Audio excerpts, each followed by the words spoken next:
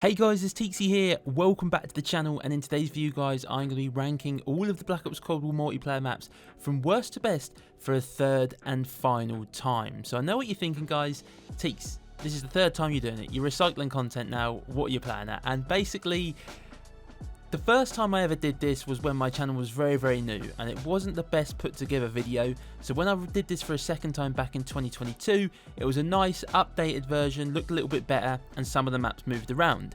Now throughout years 3 and so far through year 4, I've played a lot of different modes, which has meant I've got more reps in across all of the maps. So there's been some movers again, but this is also the first ever time where I'm going to be including all of the remastered maps as well, so that is going to add a little bit of a twist to this video. And yeah, we've got 28 maps to get through, so let's jump into it. So coming in at 28, and the worst map in the game in my opinion is Cartel. Now for me, Cartel is just, it feels too big for 6v6, right? I think it's way too open in the middle of the map. There is good potential to have some fun with aerial score streaks on it because there's not an awful lot of places where you can hide, but generally I'm very happy to just not have to play this map, and it's Cartel at 28. Now coming in at 27 is Armada Strike. Now Armada Strike, I thought it was a really cool setting for a map right on the ship. But again, I never really just got on with this map in respawn. Felt like there was a lot of windows where players could sort of sit in, could kind of ruin the flow of games at times. It does look like it can be fun in Search and Destroy. I'm not a big Search and Destroy player, so it's Armada Strike coming in at 27. At 26, we've got Miami. Now, I still stand by the fact that I don't believe this is the worst map in the game, but I generally believe between Miami, Armada Strike and Cartel, I could probably make a case for why these maps are above each other, or why they could also be the worst maps in the game. They're very difficult, 3 of them that don't really do an awful lot for me. I feel like I've had some pretty good fun on sniping on Miami, and maybe the aesthetic of the map just adds a little something to it. There's obviously a lot of areas as well I feel that are a little bit unused, so it's Miami coming in at 26.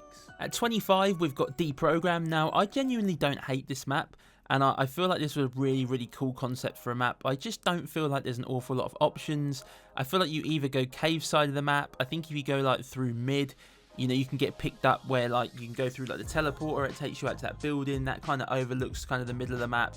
And I just feel like in a way you don't really have many areas you can go on this map, but again, it's another one where I just haven't played it an awful lot. I never see it come up in rotation really. I know I play a lot of Demolition, and it's not in the Demolition rotation, but even in the normal modes, you just don't see it that often. Same case for number 24, we've got America.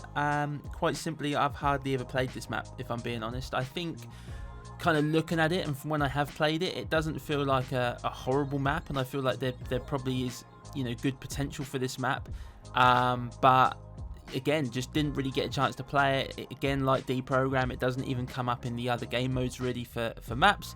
So yeah, America, one of them maps where I could tell it could probably be higher had I played it more across more modes, but 24 is as high as it goes today. At 23, we've got Checkmate. So as I've always said the last time I ranked these maps, Checkmate I think was helped a little bit by playing competitive. It's not the greatest map in the world. I think it possibly could have worked in Demolition, because in Control you can kind of get the spawn trapping going, so I think in Demolition it could have worked. But again, Checkmate, kind of neither here nor there. Not the worst map in the game, but not great by any standards. At 22, we've got Satellite. Again, I thought this was very close with Checkmate. Satellite is obviously a kind of a different kind of build to the map, right? It's not kind of a traditional layout. I think aerial score streaks help on this map. Obviously, there's a lot of outdoor, literally nowhere you can hide on this map, which can be quite good. But again, neither here nor there for me, and Satellite in at 22. At 21, we've got Garrison. So ranking Garrison at 21 seems ridiculous, but I think it's because I've included the remastered maps. Obviously, a lot of them are at the top end of this list. I think the Garrison played well in Demolition. It can be good in Demolition. I think it played quite well in Hardpoint, but it feels like one of the maps at times where there's a lot of funneling going on. Like, it sometimes feels like you just get funneled into just awful positions on the map where you're just getting picked off. And for me, Garrison at 21 probably makes it sound like the map's worse than it is. But yeah, I couldn't really go any higher than 21. At 20, we've got Jungle. Now, Jungle is obviously an absolute Black Ops 1 classic. Maybe more so due to the setting and the aesthetic of the map, right? Being in the jungle, it kind of looks pretty cool. I think it could have been higher had it been in the Demolition rotation. I remember on Black Ops 1 it was always good fun in Demolition, but I just feel like, again, there's not really anywhere to hide if you have aerial score streaks. But again, with Jungle, I like it. I don't hate the map, but I just, again, haven't really played it, and I think in Cold War, it kind of fits in at 20 for me. Coming in at number 19 is Diesel. So I actually quite like this map, but I will admit, again, a little bit similar to Garrison. I feel like you kind of get funneled at times. You're kind of forced to play a lot through kind of the middle of the map. Obviously, you've got the open side of the map, which is normally kind of taken up by a sniper on either side, so it can be very, very difficult to move.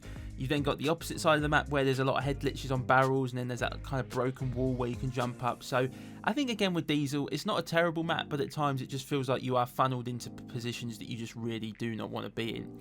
Coming in at number 18 is Miami Strike. So obviously a much better version of Miami, obviously a much smaller version, daylight as well, which I think helps. Is a very fast-paced map. Obviously a lot more up close and personal gunfights, can sort of fly around with SMGs.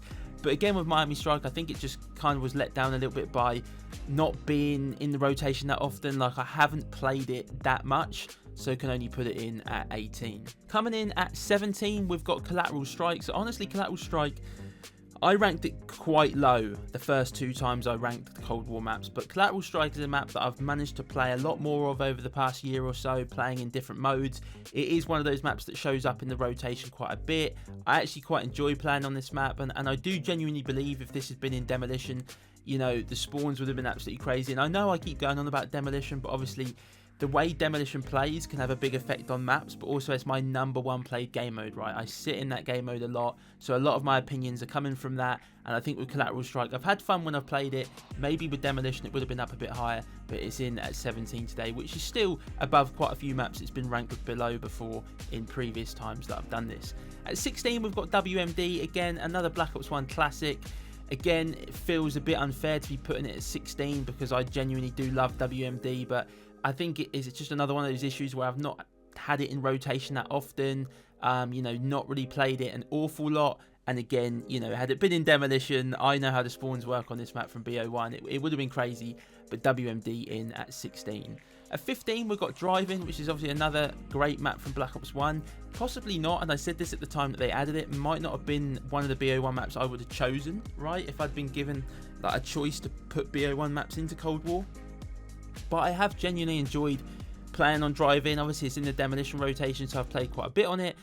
You know, the spawns are pretty decent. Unfortunately, in the overtime round for Demolition, it always favours one side rather than the other, something that I think should have been changed. But yeah, Drive-In comes in at 15. So at 14, we've got the Pines. The Pines, genuinely, I really like this map. I know it's got a little bit of a weird layout at times. Feels like mid-map can be quite difficult. People can obviously hold top escalators either mid-map and to the kind of right side of the map as well. Which can be a bit of a pain sometimes, but yeah, the Pines, I quite like the setup. I think it's a really cool place for a map, you know, cool setting, and like I say, some of the spawns on Demolition go absolutely crazy, and yeah, I really like this map, so the Pines in at 14.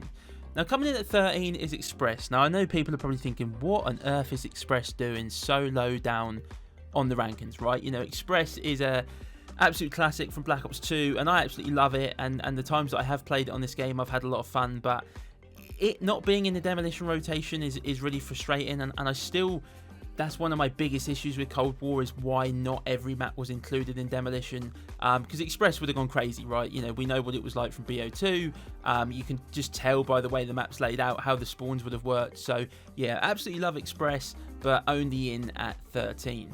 Coming in at number 12 is Moscow. Moscow is a really good map. It plays really well across multiple modes, specifically in competitive. Obviously, it was good for Hardpoint, good for S&D.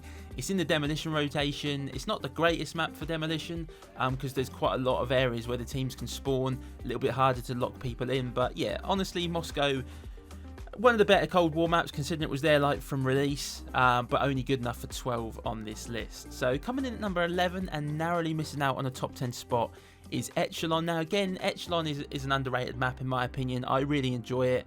Obviously again, probably boosted by the fact that it's in Demolition, so I've kind of got that to go on. I think unfortunately it misses out on the top 10 stages because there's so many good remastered maps in this game. But yeah, I enjoyed Echelon, thought it was a decent map. 11 probably isn't a true showing for it, but this is kind of why in previous videos I left out the remastered maps, because I knew that they would be very heavy on the top end of this list. But it is what it is, and Echelon misses out just on the top 10 by coming in at 11. So kicking us off at number 10 is Nuketown 84. Now, Nuketown, there's not really much to say about this map. I have the same opinion on it as I have on Shipment. Of course, they are very nostalgic. They've been in multiple Call of Duties across the years. They're good at what they are. They're small maps. You can get up close and personal. You know, if you want to have some really high kill games with a lot of engagements, just flying at people, you play Shipment, you play Nuketown. And very similar with Shipment, it's always been very good for camos, and Nuketown was no different here in Cold War. It was really helpful when it came to doing the camo grind, but quite simply, they're good at what they are, but Nuketown, only number 10 for me, right? We've seen them in so many CODs now, I think they can only go so high. Had I been able to play Demolition on Nuketown, maybe it would have been a bit higher, because Demolition on BO1 used to go absolutely crazy on Nuketown. Coming in at number 9 is Zoo, obviously another classic from BO1. You know, I love this map, right? It gets so hard when you get to this part of the list. There's so many good maps, you know, you could probably make a case for all of them. But for me, the problem with Zoo was there was just a bit of a weird spawn on Demolition. It didn't really ruin the map, but it was just a bit strange. Like, there was a huge spawn out potential, I'm pretty sure, for the attacking team, which would almost spawn them in the defender's spawn. Really, really weird. Once you got used to it, it didn't make a huge difference, but that's kind of my reason for putting it in at number 9. Coming in at number 8 is Hijacked. What more can I say about Hijacked? You know, what an absolute great map this was. Again, from BO2. Honestly, just such a nostalgic map. You know, you just can't go wrong with this map. Flying around, nice and up close and personal. You know, a lot of gunfights, a lot of engagements, high kills. And again, the only thing that let it down on this game was that it wasn't in the Demolition rotation. Because if it had been, it would have been crazy. Because I think I got one game of Control on here once and it went absolutely mad. So Hijacked comes in at number 8. Coming in at number 7, and the highest ranked map on this list that is not playable in Demolition, is Crossroads Strike. Now, Crossroads Strike and Hijacked, it was really close between these two.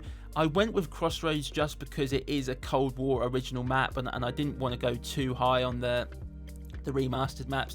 And Crossroads Strike was a really decent map. I mean, there was obviously one side of the map that was a little bit more open.